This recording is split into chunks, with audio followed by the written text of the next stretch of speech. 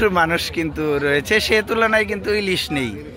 যে তুলনায় লোকজনের উপস্থিতি সে তুলনায় ইলিশ নেই। এই অবৈধ বাজারেও কিন্তু সেই তুলনায় ইলিশ পাওয়া যাচ্ছে না। মানুষের চাহিদা কিন্তু অনেক বেশি, সে তুলনায় মানুষ নেই। আচ্ছা, আপনারা দেখতে পাচ্ছেন যে এখানে আসলে অনেকগুলি ইলিশ আসছে। আগের তুলনায় কিন্তু সেরকম ইলিশ নেই, এগুলির সাইজ অত বড় না। আমরা কয়েকটি আছে যে সেগুলিতে দেখানোর চেষ্টা করছি। এখানে একটি বড় ইলিশ রয়েছে, সবই ছোট ছোট, বড় ইলিশের নেই। আগের মতো কিন্তু সেই ইলিশ এখানে নেই। এই যে এখানে আপনাদের দেখানোর চেষ্টা করছি যে এখানে সেই আগের মতো নেই। আর দাম কিন্তু এমনি স্বাভাবিকের চেয়েও দাম বেশি,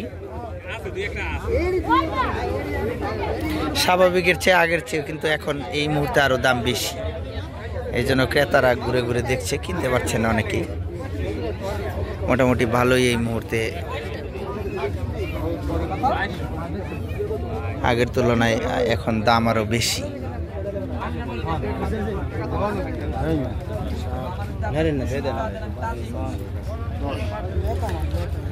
কত কাকা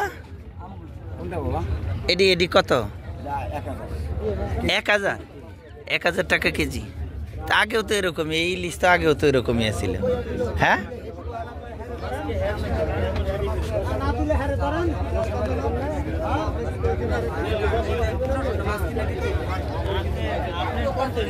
দেখে কিন্তু অনেক সুন্দর। আপনারা দেখতে পাচ্ছেন যে এই ইলিশটি মোটামুটি ভালোই এই মুহূর্তে ইলিশ এখানে উঠেছে। পরন্তু বিকালে তো প্রচুর লোকজনের সমাগম হয়েছে।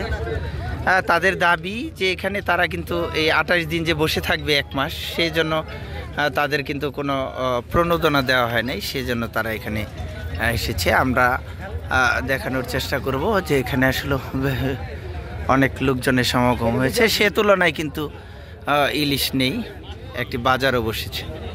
আপনারা দেখতে পাচ্ছেন যে মাঝিরা যারা অবৈধভাবে ইলিশ ধরে এখানে বিক্রি করে, তারা কিন্তু কিভাবে পালিয়ে যাচ্ছে আপনারা দেখতে পাচ্ছেন।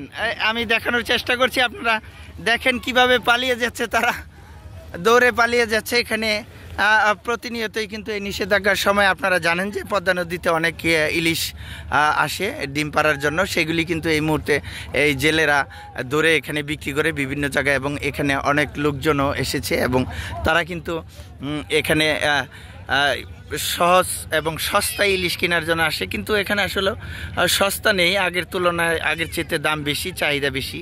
এই জন্য কিন্তু সকলেই এখানে এসেছে, কিন্তু ওই তুলনায় ইলিশ নেই, আগের তুলনায় ইলিশ নেই। সেই নিষেধাজ্ঞা অমান্য করে যারা এই অবৈধভাবে ইলিশ ধরে এখানে বিক্রি করে, সেই সব লোকজন কিন্তু এখানে রয়েছে এবং যারা ক্রয় বিক্রয় করে তারাও এখানে রয়েছে।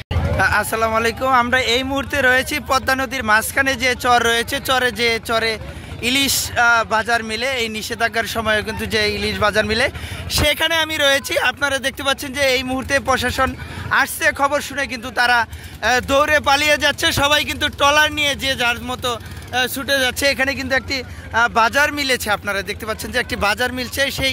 এই মুহূর্তে কিন্তু খবর এসেছে যে আপনার এখানে প্রশাসন চলে এসেছে। এই খবর শুনে কিন্তু যে যার মতো দিক বিদিক ছুটে চলে যাচ্ছে। আমরা সেই দৃশ্যই আপনাদেরকে ধারণ করে দেখানোর চেষ্টা করছি।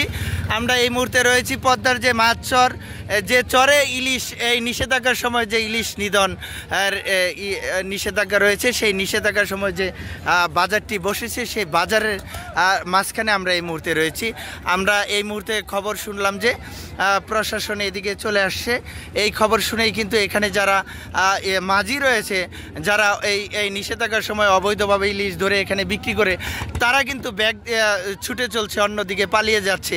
আপনারা দেখতে পাচ্ছেন আমরা এখানে প্রচুর লোক কিন্তু এই দুপুরবেলায় রয়েছে। আমরা সকলকে দেখানোর চেষ্টা করছি। আমরা এই মুহূর্তে সেই পদ্মার চরের যে বাজারটি, বাজারের মধ্যে রয়েছি। আমরা এখানে এসে কিছু মাছ দেখতে পেয়েছিলাম, সেগুলি আপনাদের একটু দেখানোর চেষ্টা করছি। এখন কিন্তু সবাই এখান থেকে চলে গিয়েছে। আমরা পুরো দৃশ্যই আপনাদের দেখাবো।